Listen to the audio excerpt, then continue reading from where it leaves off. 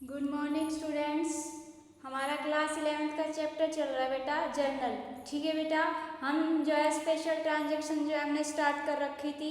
ठीक है, तो हमारी आज नेक्स्ट स्पेशल ट्रांजैक्शन है। हमने 4 ट्रांजैक्शन जो है कल कर ली थी और आज हमारी 5th ट्रांजैक्शन है। देखो 5th transaction, accounting for trade discount.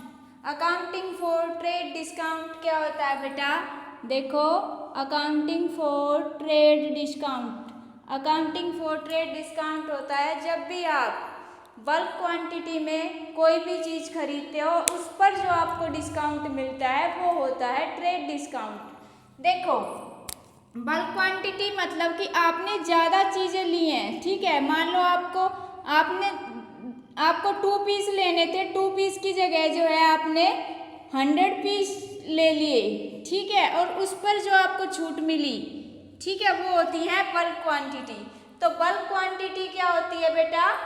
जिस पर आप ज़्यादा चीज़ें, ज़्यादा जो भी आइटम खरीदते हो उसके ऊपर जो आपको डिस्काउंट मिलता है वो होता है ट्रेड डिस्काउंट। ठीक है बेटा, नेक्स्ट बात आती है, देखो, it is not recorded in the books.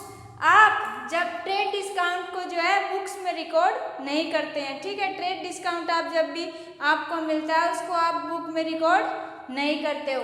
देखो example, purchased goods from Sonu worth ₹10,000, trade discount 10%। अब इसमें क्या है कि आपने जो है 10,000 के जो है गुड्स परचेज किए हैं। ठीक है, और उस पर 10% क्या हमारा ट्रेड डिस्काउंट। ठीक है बेटा, ये 10% हमें जो है हमारा ट्रेड डिस्काउंट है। अब आप देखो कैसे एंट्री करोगे। आपने 10,000 की चीज़ें वो आइटम परचेज किया है। ठीक है, गुड्स परचेज किया है, तो 10,000 का जो आपने गुड्स परचेज किया है उसका 10% क्या होएगा बेटा? 1,000 रुपीज़। ठीक है, तो ये 1,000 रुपीज़ क्या है आपका ट्रेड डिस्काउंट। और इसको आप क्या मानोगे कि आपने जो भी गुड्स परचेज किए है वो 9,000 के किए हैं, क्योंकि आपको इसमें 1,000 रुपीज़ की तो क्या हो गई डिस्काउंट मिल गया और 10,000 की क्या थी गुड्स थी, तो आपने परचेज कितने में की? 9,000 में। तो आप जो है देखो गुड्स ₹10,000 ट्रेड डिस्काउंट इसमें से रिडक्ट करोगे तो ये हो जाएगा 1,000 रुपीज़ इसमें से आपने माइनस किए तो 9,000 की जो है आपने चीज़ें आपने गुड्स परचेज किया। ठीक है बेटा, अब इसकी एंट्री देखो कैसे करोगे। Purchase account debit 9,000 to Sonu 9,000। ठीक है बेटा, अब हमने जो ये 1,000 रुपीज़ है ये हमने नहीं शो की ना इसमें, इसलिए ट्रेड डिस्काउंट हम जो है इसमें कभी भी शो नहीं करते, इसीलिए मैंने लिखा it is not recorded in the books. ठीक है, ये था हमारा ट्रेड डिस्काउंट। नेक्स्ट देखो बेटा, accounting for cash discount. Accounting for cash discount क्या होता है? अर्ली पेमेंट और टाइमली पेमेंट, मतलब कि आपने जो भी चीज़ खरीदी है उसकी पेमेंट आपने या तो जल्दी कर दी। ठीक है बेटा, मान लो आपने 10,000 का सामान खरीदा। ठीक है, 10,000 का सामान खरीदा और उसकी जो 10,000 जो रुपीज़ आपने सामान खरीदा उसके साथ साथ ही कैश पेमेंट कर दी। ठीक है, कैश पेमेंट कर दिया आपने, उसको पहले ही पेमेंट कर दी और अर्ली पेमेंट। ठीक है, कि 10-15 दिन पहले ही आपने पेमेंट कर दी। ठीक है, तो ये होता है accounting for cash discount, early payment और टाइमली पेमेंट, मतलब आपने टाइम पे पेमेंट कर दिया फिर थोड़ी जल्दी पेमेंट कर दी 4-5 दिन पहले। ठीक है बेटा, नेक्स्ट देखो, it is separately recorded in the books.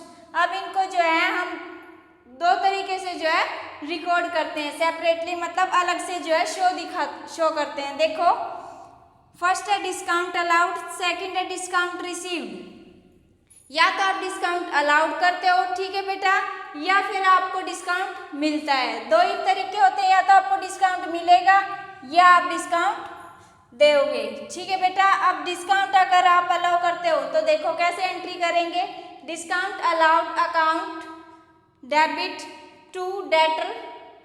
ठीक है बेटा, या फिर कोई कस्टमर उसको आपने क्या कर दिया डिस्काउंट अलाउ कर दिया। ठीक है, ठीक है बेटा, तो डिस्काउंट अलाउड क्या है हमारा? एक्सपेंस है, एक्सपेंस है इसलिए हमने इसको डेबिट किया है। ठीक है, टू डेटर, डेटर को ही आप डिस्काउंट अलाउ करोगे। ठीक है, तो ये थी आपकी एंट्री। और डिस्काउंट रिसीव्ड में क्या करोगे, creditor debit to discount received, मतलब कि आपको क्या हुआ है, आपको आपके लिए डिस्काउंट रिसीव्ड क्या है, रेवेन्यू है। ठीक है बेटा, क्लियर के हिसाब से ये रेवेन्यू है, तो रेवेन्यू हमारे लिए क्या है, प्रॉफिट है, तो इसलिए हमने इसको क्या कर दिया, क्रेडिट कर दिया। ठीक है बेटा, तो डिस्काउंट रिसीव्ड अगर आप करते हो तो क्रेडिटेड टू डिस्काउंट रिसीव्ड, और अगर डिस्काउंट आप अलाउ करते हो तो discount allowed account debit to debtor या फिर कस्टमर अकाउंट। ठीक है बेटा, ये थी हमारी डिस्काउंट अलाउड की और डिस्काउंट रिसीव्ड की। ये जो डिस्काउंट अलाउड है और डिस्काउंट रिसीव्ड है बेटा, आपने कल जो स्पेशल ट्रांजैक्शन की थी 4th नंबर की जो ट्रांजैक्शन थी उससे लिंक कर रहा है, और डिस्काउंट रिसीव्ड उससे लिंक कर रहा है जो 2nd नंबर की हमारी ट्रांजैक्शन थी बेटा। ठीक है, नेक्स्ट बात आती है, देखो accounting for rebate. Accounting for rebate, देखो अकाउंटिंग फॉर रिबेट क्या होता है, it is allowed because of reasons other than for which trade discount are allowed. जैसे एग्जांपल ऐसे, goods are of poor quality. Poor quality, देखो बेटा जब भी आपको, मान लो आपने डब्बे खरीदे, कोई बॉक्स खरीदे, ठीक है, आपने, ये कोई बंदा है, इसने आपसे जो है बॉक्स खरीदे, ठीक है, तो ये जो बॉक्स है ये आपका जो है खराब निकला, तो इसने बोला कि भैया ये आपका जो बॉक्स है वो खराब है। इसने 10,000 के आपसे बॉक्स खरीदे थे, तो इसने बोला कि आपका ये जो बॉक्स है ये खराब है, तो आप बोलते हो भैया अगर ये बॉक्स खराब है तो मैं आपको इसके ऊपर मान लो 5% की जो है छूट दे देता हूँ। ठीक है, तो आपने इसको 5% की छूट दी, तो इसका 10,000 का 5% कितना हुआ, 500। तो ये होता है, ये 500 की जो आपने छूट दी ये होता है रिबेट डिस्काउंट। ठीक है बेटा, यानी पुअर क्वालिटी पे आप या फिर अदर कोई रीज़न है, ठीक है, रीज़न अदर है या फिर पुअर क्वालिटी है, उसके ऊपर आप अगर डिस्काउंट दे रहे हो तो वो होता है रिबेट डिस्काउंट। ठीक है बेटा, नेक्स्ट बात आती है, देखो रिबेट डिस्काउंट को भी हम 2 टाइप से लिखेंगे, या तो रिबेट अलाउड या फिर रिबेट रिसीव्ड। तो रिबेट आप अलाउड करते हो तो रिबेट अलाउड में लिखोगे आप rebate allowed account debit to debtor, और अगर रिसीव्ड कर रहे हो आप, ठीक है, आपने अगर रिसीव किया तो creditor debit account to rebate received account. आपने जो अभी डिस्काउंट अलाउड और डिस्काउंट रिसीव्ड की ट्रांजैक्शन की है वैसे ही बेटा इसकी होएगी। ठीक है, इसकी एंट्री भी ऐसे ही होएगी जैसे आपने इसकी की है, बस उसमें ये है, इतना फर्क है कि ये रिबेट अलाउड हो जाएगा और ये डिस्काउंट अलाउड हो जाएगा, वो रिबेट रिसीव हो जाएगा और ये डिस्काउंट रिसीव हो जाएगा। ठीक है बेटा, इसमें इतना ही फर्क है। ठीक है, अब हमने जो ये किए हैं तीनों, ट्रेड डिस्काउंट, कैश डिस्काउंट और रिबेट डिस्काउंट, रिबेट, ये बेटा तीनों जो हैं, तीनों का हम अब डिफरेंस करेंगे। देखो ट्रेड डिस्काउंट, कैश डिस्काउंट और रिबेट। ठीक है, अब इसका मीनिंग तो हमने पढ़ लिया। ट्रेड डिस्काउंट क्या, जब आप बल्क क्वांटिटी में कोई चीज़ खरीदते हो, परचेज करते हो, उसके ऊपर जो आपको डिस्काउंट मिल रहा है वो क्या था, ट्रेड डिस्काउंट। तो आप मीनिंग लिख लोगे।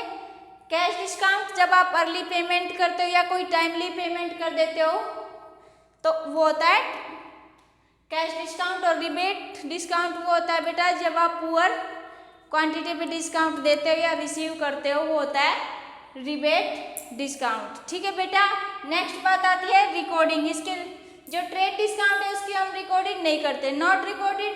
कैश डिस्काउंट है उसकी रिकॉर्डेड हम सेपरेटली करते हैं, रिकॉर्डेड सेपरेटली, और रिबेट की हम रिकॉर्डेड सेपरेटली। ठीक है बेटा, नेक्स्ट देखो accounting for bad debts and bad debts recovered. अब आपको बैड डेट्स और बैड डेट्स रिकवर्ड देखो बेटा क्या होता है। एग्जाम्पल देखो, ₹10,000 was due from Ram. He became insolvent and his estate could pay only 40 पैसे in rupee। ठीक है बेटा, अब ये क्या होता है बैड डेट्स। बैड डेट्स देखो बेटा, मान लो ये आपकी फर्म है, ये राम है, ठीक है, राम को जो है 10,000 रुपीज़ आपको देने हैं। ठीक है, तो आप जो है राम से 10,000 रुपीज़ बार बार मांग रहे हो कि भैया राम आपका क्या है, डेटर है, तो डेटर से आप क्या कर रहे हो, पैसे मांग रहे हो कि भैया मेरे पैसे दे दो, 10,000 जो रुपीज़ है वो दे दो। ये बार बार क्या कह रहा है कि मैं अभी नहीं दूंगा, नहीं दूंगा, नहीं दूंगा। तो आपने सोचा कि ये तो 10,000 जो रुपीज़ है नहीं दे रहा, तो आप इसमें देखो 40 पैसे इन रुपी। अब क्या होता है कि राम जो है ये बोलता है कि भैया मैं आपके जो है पैसे देता हूँ, तो 40 पैसे रुपये का मतलब है कि आपको वो दैट इज 40% दे रहा है, ठीक है। तो 10,000 का 40% आपको दे रहा है, तो 10,000 का 40% हुआ 4,000, यानी आपको मिले कितने, 4,000, ठीक है बेटा। उसने अचानक ये बोल दिया कि चलो मैं आपके पैसे दे देता हूँ, तो उसने जो आपको पैसे देने का जो मन बनाया 40%, ठीक है बेटा, वो होता है, देखो 4,000 मिल गया आपको, और नहीं मिले, वो नहीं मिले, 10,000 में से आपको 40% मिल गया, लेकिन 6,000 जो रुपीज़ है वो आपको नहीं मिले। जो आपको ये 6,000 रुपीज़ जो नहीं मिले ना बेटा, ये होता है बैड डेट्स, यानी आपको पैसा नहीं मिला, जो वो होता है बैड डेट्स, ठीक है बेटा। और इंसॉल्वेंट का क्या मतलब होता है, मतलब कि वो बैंकक्रप्ट हो गया, उसके पास अब पैसा नहीं है, ठीक है। तो अब अचानक से उसने बोल दिया कि भैया 40% ले लो, तो आपको सिर्फ 4,000 जो रुपीज़ मिले और 6,000 नहीं मिले। जो 6,000 आपको नहीं मिले वो आपका क्या है, बैड डेट्स है, ठीक है बेटा। अब इसकी देखो एंट्री कैसे होगी, कैश अकाउंट डेबिट 4,000, आपके पास कैश आया 4,000 का, और बैड डेट्स अकाउंट जो आपको नहीं मिले वो 6,000 है, टू राम को कितने देने थे, 10,000, ठीक है बेटा। ये होगी इसकी बैड डेट्स की entry, cash account debit 4,000, bad debts account debit 6,000, to Ram 10,000, ठीक है बेटा। ये हमारी क्या है, कंपाउंड जर्नल एंट्री। कंपाउंड का मतलब कि देखो इसमें 2 एंट्री हो रही है हमारी डेबिट में, है ना, तो ये जो डबल एंट्री होती है तो उसको बोलते हैं कंपाउंड जर्नल एंट्री।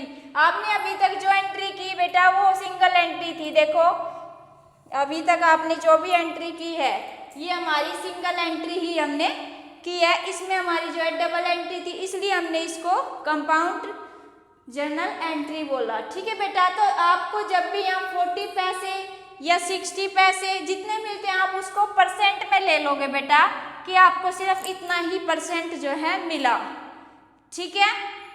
यानी कि आपको मान लो 1 रुपये में 100 पैसे होते हैं, 1 रुपीज़ 100 पैसे, तो आपको 100 पैसे की जगह जो है 40 पैसे मिले, यानी 40%, ठीक है बेटा। ये था 40% का मतलब, ठीक है। नेक्स्ट एग्जाम्पल देखो, Sohan whose account for ₹5,000 was written off as bad, paid his amount, ठीक है। अब इसमें देखो क्या होता है, ये आपकी फर्म है, ये सोहन है, सोहन को जो है 5,000 जो रुपीज़ देने हैं, ठीक है, पेड हिज अमाउंट। तो आपने जो है इससे पैसे मांगे सोहन से कि भैया मेरे पैसे दे दे, ये बार बार जो है आपने 1 बार मांगा, 2 बार मांगा, 3 बार मांग लिया, लेकिन ये मना कर रहा कि भैया मैं आपके पैसे नहीं दूंगा। फिर अचानक से जो है ये इसके पास अचानक से कोई पैसा जो है आ जाता है और आपको पता भी नहीं होता है, और अचानक से आपको आके बोलता है कि भैया मैं आपके पैसे जो है दे रहा हूँ। तो अब अगर आपको पूरे 5,000 रुपीज़ जो है ये आपको लाके दे रहा है, तो ये होता है बैड डेट्स रिकवर्ड, ठीक है बेटा। आप यानी आपको पूरे 5,000 जो रुपीज़ है वो मिल गई है। इसमें आपको सिर्फ परसेंट में मिला कि कुछ परसेंट आपको मिला, और जो नहीं मिला वो होता है बैड डेट्स, और जो आपको मिल गया वो होता है बैड डेट्स रिसीव्ड, ठीक है बेटा। बैड डेट्स क्या होता है, वो रिकवर्ड, बैड डेट्स रिकवर्ड और बैड डेट्स, पता चला बेटा। देखो इसके एंट्री कैसे करेंगे, cash account debit 5,000 to bad debts recovered account 5,000। अब बैड डेट्स रिकवर्ड का मतलब ये आपके लिए क्या है, रेवेन्यू है, रेवेन्यू है ना, प्रॉफिट है, इसलिए हमने इसको क्या कर दिया, क्रेडिट कर दिया। और कैश आपके पास क्या है, इंक्रीज हुआ है, तो 5,000 हमने डेबिट कर दिया, ठीक है बेटा।